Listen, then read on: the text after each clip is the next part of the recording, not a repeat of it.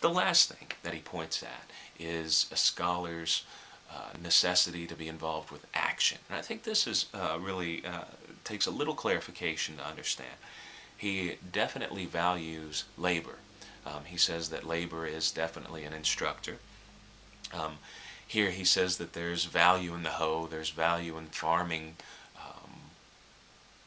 Living life ultimately allows the scholar to reflect on things. The thing about this that's very interesting, when he compares action as far as living life to books, he says with scholarship, when you're reading books, there comes a point which you probably had reading this text. That's a funny thing. Reading this text about the time he gets to talking about this idea, mentally we are exhausted. And he's talking about when you're reading a book, you're going to become mentally exhausted. The words will lose their resonance.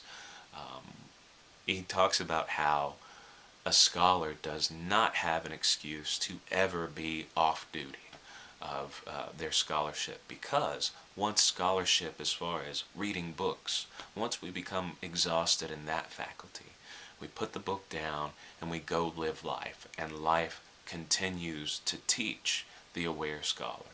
So we are always able to contemplate the nature of things. There's no excuse to ever be just kind of brain dead in contemplation. He says that once books have exhausted their, once you're overwhelmed with what you're reading, put the book down, go live life. One of my favorite authors was giving some advice about how to be a writer.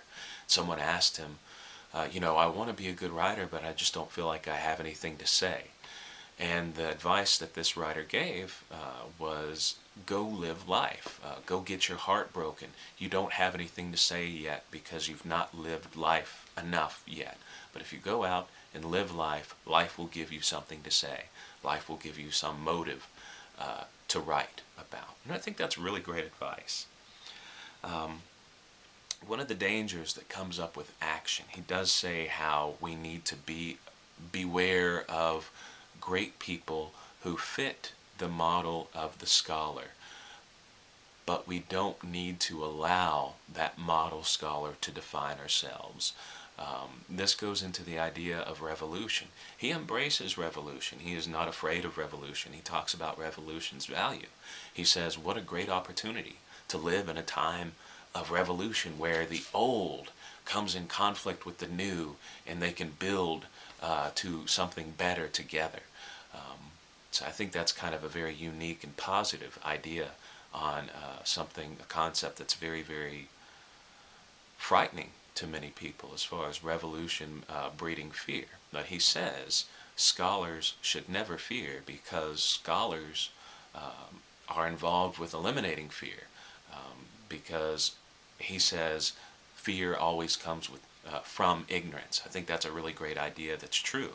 If you are afraid of something, it's because you don't understand it. And he said that scholars should work to eliminate fear because scholars work to understand things.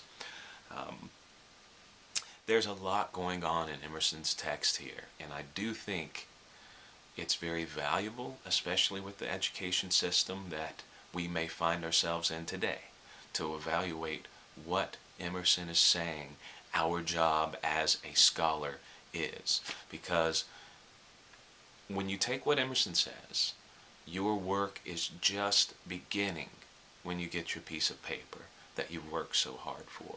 That's just the beginning of a long and difficult road ahead. And he doesn't shy away that it is a difficult road, but he does kind of make us feel like we'll be a rock star, that we'll be heroes. You read this and you feel like you can actually do good in the world if you choose to do so. So I hope that we can take his words and apply them in our life now to build to a better future. I think he'd appreciate that.